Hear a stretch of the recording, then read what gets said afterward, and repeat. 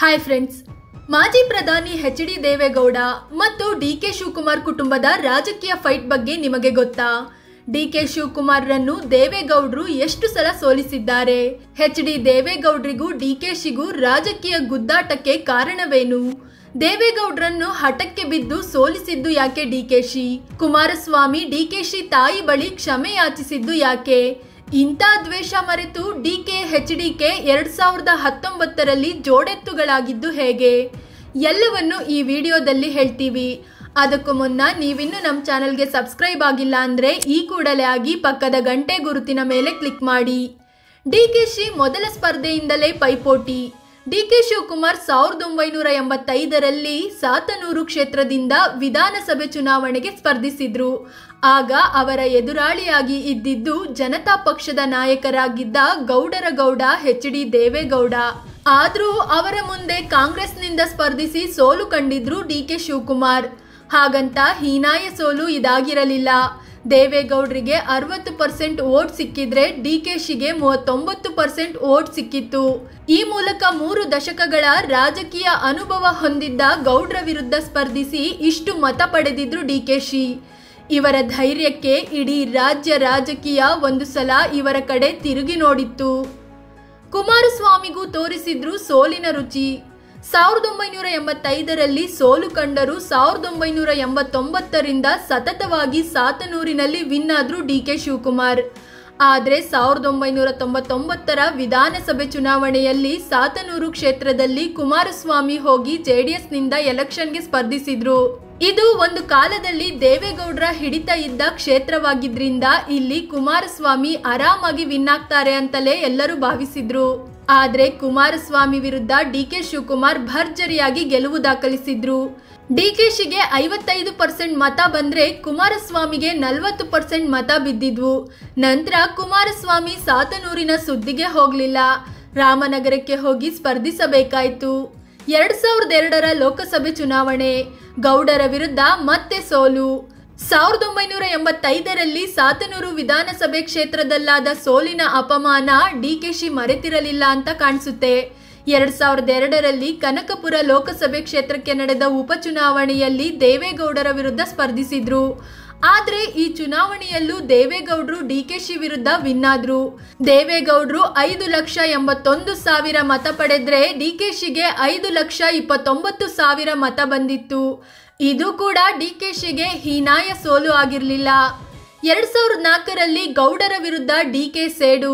ಡಿ.ಕೆ.ಶಿಗೆ ಸಾಥ್ ಕೊಟ್ಟಿದ್ದು ಸೈನಿಕ ಯೋಗೇಶ್ವರ್. ಹೌದು, 2004ರಲ್ಲಿ ಲೋಕಸಭೆ ಎಲೆಕ್ಷನ್ ಬಂತು. ದೇವೇಗೌಡರು ಕನಕಪುರ ಕ್ಷೇತ್ರದಿಂದ ಮತ್ತೆ ಕಣಕ್ಕೆ ಇಳಿದ್ರು. ಇಲ್ಲಿ ಡಿ.ಕೆ. ಶಿವಕುಮಾರ್ ತಮ್ಮ ಸ್ಟ್ರಾಟಜಿ ಚೇಂಜ್ ಮಾಡಿದ್ರು. ತಾವು ನಿಲ್ಲಲಿಲ್ಲ. ಬದಲಾಗಿ ತೇಜಸ್ವಿನಿ ಗೌಡರನ್ನ ಮಾಜಿ ಪ್ರಧಾನಿ ಎಚ್.ಡಿ. ದೇವೇಗೌಡರ ವಿರುದ್ಧ ಕಾಂಗ್ರೆಸ್ನಿಂದ ಕಣಕ್ಕೆ ಇಳಿಸಿದ್ರು. ಕೇರಳಕ್ಕೆ ಹೋಗಿ ಜ್ಯೋತಿಷಿಗಳ ಸಲಹೆ ಪಡೆದೇ ಡಿ.ಕೆ.ಶಿ ಈ ತಂತ್ರ ಹೂಡಿದ್ದು ಅಂತ ಕೂಡ ಹೇಳಲಾಗುತ್ತೆ. ಆಗ ಡಿ.ಕೆ.ಶಿ ಜೊತೆಗೆ ಜೋಡೆತ್ತು ರೀತಿ ಇದ್ದಿದ್ದು ಸಿ.ಪಿ. ಯೋಗೇಶ್ವರ್. ಇಬ್ಬರು ಸೇರಿ ತೇಜಸ್ವಿನಿ ಪರ ಅಬ್ಬರದ ಪ್ರಚಾರ ಮಾಡಿದ್ರು. ಆಗ ರಾಜ್ಯ ರಾಜಕೀಯದಲ್ಲಿ ಹೋಗಿ ಹೋಗಿ ಮಹಿಳಾ ಅಭ್ಯರ್ಥಿಯನ್ನ ಗೌಡ್ರ ವಿರುದ್ಧ ಇಳಿಸಿದ್ದಾರೆ ಅಂತ ಎಲ್ಲ ನಗಾಡಿದ್ರು. ಆದ್ರೆ ಎಲೆಕ್ಷನ್ ರಿಸಲ್ಟ್ ಬಂದಾಗ ಎಲ್ಲರಿಗೂ ಅಚ್ಚರಿ ಕಾದಿತ್ತು. ಎಸ್, ಮಾಜಿ ಪ್ರಧಾನಿ ದೇವೇಗೌಡ ಮಹಿಳಾ ಅಭ್ಯರ್ಥಿ ತೇಜಸ್ವಿನಿ ರಮೇಶ್ ವಿರುದ್ಧ ಸೋಲು ಕಂಡಿದ್ರು. ತೇಜಸ್ವಿನಿ ರಮೇಶ್ 5,84,000 ಮತ ಪಡೆದ್ರೆ ದೇವೇಗೌಡರು 4,62,000 ಮತಗಳಿಂದ 3ನೇ ಸ್ಥಾನಕ್ಕೆ ತಳ್ಳಲ್ಪಟ್ಟಿದ್ರು. ತಂದೆ ತಾಯಿ ಬಗ್ಗೆಯೂ ಬಂದಿತ್ತು ಮಾತು. ಡಿ.ಕೆ.ಶಿ ತಾಯಿ ನನಗೂ ತಾಯಿ ಎಂದಿದ್ದ ಎಚ್.ಡಿ.ಕೆ. 2004ರಲ್ಲಿ ರಾಜ್ಯದಲ್ಲಿ ಅತಂತ್ರ ಪರಿಸ್ಥಿತಿ ಬಂದಾಗ ಜೆಡಿಎಸ್ ಕಾಂಗ್ರೆಸ್ ಸಮ್ಮಿಶ್ರ ಸರ್ಕಾರ ರಚನೆಯಾಯಿತು. ನಂತರ 2006ರಲ್ಲಿ ತಮ್ಮದೇ ಪಕ್ಷದ ಶಾಸಕರನ್ನ ಹೈಜಾಕ್ ಮಾಡಿ ಕುಮಾರಸ್ವಾಮಿ ಬಿಜೆಪಿ ಜೊತೆ ಕೈಜೋಡಿಸಿದ್ರು. ಸಿಎಂ ಆದ್ರು. ಇದು ಡಿ.ಕೆ.ಶಿ ಮತ್ತು ಕುಮಾರಸ್ವಾಮಿ ನಡುವಿನ ವೈರತ್ವ ತಾರಕಕ್ಕೆ ಏರಿದ್ದ ಕಾಲ. ಆಗ 2007ರಲ್ಲಿ ಒಂದ್ಸಲ ಮಾತನಾಡುವಾಗ ಎಚ್.ಡಿ. ಕುಮಾರಸ್ವಾಮಿ, ನೀವು ನಿಜವಾದ ತಂದೆಗೆ ಹುಟ್ಟಿದ ಮಗನೇ ಆಗಿದ್ದರೆ ಅಂತ ಡಿ.ಕೆ.ಶಿ ಬಗ್ಗೆ ವಿವಾದವಾಗಿ ಮಾತನಾಡಿದ್ರು. ಇದಾದ ಬಳಿಕ ಸಾತನೂರಲ್ಲಿ ಒಂದು ಕಾರ್ಯಕ್ರಮ ನಡೆಯಲಿತ್ತು. ಅದರಲ್ಲಿ ಕುಮಾರಸ್ವಾಮಿ ಜೊತೆಗೆ ಡಿ.ಕೆ. ಶಿವಕುಮಾರ್ ಕೂಡ ಭಾಗಿಯಾಗಬೇಕಿತ್ತು. ಆ ಕಾರ್ಯಕ್ರಮಕ್ಕೆ ತಮ್ಮ ತಾಯಿಯನ್ನು ಕರೆದುಕೊಂಡು ಹೋಗಿದ್ರು ಡಿ.ಕೆ. ಶಿವಕುಮಾರ್. ನನ್ನ ತಂದೆ ಯಾರು ಅಂತ ನನ್ನ ತಾಯಿಯವರಿಂದಲೇ ಎಚ್ಡಿಕೆ ತಿಳಿದುಕೊಳ್ಳಲಿ ಅಂತ ಸವಾಲೊಡ್ಡಿದ್ರು. ಆದ್ರೆ ಡಿಕೆ ಶಿವಕುಮಾರ್ ತಾಯಿ ನನಗೂ ತಾಯಿ ಇದ್ದಂತೆ ಅಂತ ಹೇಳಿ ನಾಜೂಕಾಗಿ ಜಾರಿಕೊಂಡಿದ್ರು ಕುಮಾರಸ್ವಾಮಿ. 2009ರಲ್ಲಿ ಮತ್ತೆ ಡಿಕೆಗೆ ಎಚ್ಡಿಕೆ ಪೆಟ್ಟು. 2009ರ ಲೋಕಸಭೆ ಎಲೆಕ್ಷನ್ ನಲ್ಲಿ ಕನಕಪುರ ಕ್ಷೇತ್ರ ಬೆಂಗಳೂರು ಗ್ರಾಮಾಂತರ ಕ್ಷೇತ್ರವಾಗಿ ಬದಲಾಯಿತು. ಇಲ್ಲಿ ಜೆಡಿಎಸ್ನಿಂದ ಎಚ್.ಡಿ. ಕುಮಾರಸ್ವಾಮಿ ಕಣಕ್ಕೆ ಇಳಿದ್ರೆ ಕಾಂಗ್ರೆಸ್ನಿಂದ ಅದೇ ತೇಜಸ್ವಿನಿ ಗೌಡ ಸ್ಪರ್ಧಿಸಿದ್ರು. ಆದ್ರೆ 2004ರಲ್ಲಿ ಗೌಡರನ್ನು ಸೋಲಿಸಲು ಕೆಲಸ ಮಾಡಿದ್ದ ಸಿ.ಪಿ. ಯೋಗೇಶ್ವರ್ ಈಗ ಕಾಂಗ್ರೆಸ್ನಲ್ಲಿರಲಿಲ್ಲ. ಹೀಗಾಗಿ ಅವರ ಬೆಂಬಲವೂ ತೇಜಸ್ವಿನಿಗೆ ಇರಲಿಲ್ಲ. ಯಾಕಂದ್ರೆ ಖುದ್ದು ಸಿ.ಪಿ. ಯೋಗೇಶ್ವರ್ ಬಿಜೆಪಿಯಿಂದ ಬೆಂಗಳೂರು ಗ್ರಾಮಾಂತರ ಕ್ಷೇತ್ರದಿಂದ ಸ್ಪರ್ಧಿಸಿದ್ರು. ಇಲ್ಲಿ ಎಚ್.ಡಿ. ಕುಮಾರಸ್ವಾಮಿ 4,93,000 ಮತಗಳನ್ನ ಪಡೆದ್ರೆ ಸಿ.ಪಿ. ಯೋಗೇಶ್ವರ್ 3,63,000 ಮತಗಳೊಂದಿಗೆ 2ನೇ ಪ್ಲೇಸ್ ಪಡ್ಕೊಂಡ್ರು. ತೇಜಸ್ವಿನಿ ಗೌಡಗೆ 3ನೇ ಪ್ಲೇಸ್ ಸಿಕ್ಕಿತು. 2013ರ ಚುನಾವಣೆಯಲ್ಲಿ ಡಿಕೆ ಶೈನ್. ಅದು 2014ರ ಲೋಕಸಭೆ ಉಪಚುನಾವಣೆ. ತಮ್ಮ ಸಹೋದರ ಡಿಕೆ ಸುರೇಶ್ ರನ್ನೇ ಬೆಂಗಳೂರು ಗ್ರಾಮಾಂತರದಿಂದ ಕಣಕ್ಕೆ ಇಳಿಸಿದ್ರು ಡಿಕೆಶಿ. ಅದೇ ರೀತಿ ಜೆಡಿಎಸ್ನಿಂದ ಅನಿತಾ ಕುಮಾರಸ್ವಾಮಿ ಕಣಕ್ಕೆ ಇಳಿದಿದ್ರು. ಆದ್ರೆ ಡಿಕೆ ಸುರೇಶ್ 5,78,000 ಮತಗಳೊಂದಿಗೆ ವಿನ್ ಆದ್ರು. ಅದೇ ರೀತಿ ಅನಿತಾ ಕುಮಾರಸ್ವಾಮಿ 4,41,000 ಮತಗಳೊಂದಿಗೆ 2ನೇ ಪ್ಲೇಸ್ ಪಡ್ಕೊಂಡ್ರು, ಸೋಲು ಕಂಡ್ರು. 2018ರಲ್ಲಿ ಒಂದಾದ ಡಿಕೆ ಎಚ್ಡಿಕೆ. ಹೀಗೆ ಮುಂದುವರಿದುಕೊಂಡು ಬಂದಿದ್ದ ಡಿಕೆಶಿ ಮತ್ತು ಎಚ್ಡಿಡಿ ಕುಟುಂಬದ ನಡುವಿನ ಕಿತ್ತಾಟ ಒಂದು ಹಂತಕ್ಕೆ ಅಂತ್ಯ ಕಂಡಿದ್ದು 2018ರಲ್ಲಿ. ಆಗ ವಿಧಾನಸಭೆ ಚುನಾವಣೆಗೂ ಮುನ್ನ ಸಿ.ಪಿ. ಯೋಗೇಶ್ವರ್ ಕಾಂಗ್ರೆಸ್ ಬಿಟ್ಟು ಬಿಜೆಪಿ ಸೇರಿದ್ರು. ಕಾಂಗ್ರೆಸ್ ನಾಯಕರ ಮೇಲೆ ಸವಾಲ್ ಎಸೆದಿದ್ರು. ಹೀಗಾಗಿ ಅವರನ್ನ ಚನ್ನಪಟ್ಟಣದಲ್ಲಿ ಸೋಲಿಸೋ ಪಣ ತೊಟ್ಟಿದ್ರು ಡಿಕೆ ಬ್ರದರ್ಸ್. ಅದಕ್ಕೆ ಸಹಕರಿಸಿದ್ದು ಕುಮಾರಸ್ವಾಮಿ. ಆ ಎಲೆಕ್ಷನ್ ನಲ್ಲಿ ಕುಮಾರಸ್ವಾಮಿ ಚನ್ನಪಟ್ಟಣ ಮತ್ತು ರಾಮನಗರ 2 ಕ್ಷೇತ್ರಗಳಲ್ಲಿ ಸ್ಪರ್ಧಿಸಿದ್ರು. 2 ಕ್ಷೇತ್ರಗಳಲ್ಲಿ ವಿನ್ ಕೂಡ ಆದ್ರು. ಸಿ.ಪಿ. ಯೋಗೇಶ್ವರ್ ಸೋಲು ಕಂಡ್ರು. ನಂತರ ಕಾಂಗ್ರೆಸ್ ಜೆಡಿಎಸ್ ಸಮ್ಮಿಶ್ರ ಸರ್ಕಾರ ರಚನೆಯಾಯಿತು. ಚನ್ನಪಟ್ಟಣ ಕ್ಷೇತ್ರ ಉಳಿಸಿಕೊಂಡು ರಾಮನಗರ ಕ್ಷೇತ್ರಕ್ಕೆ ರಾಜೀನಾಮೆ ನೀಡಿದ್ರು.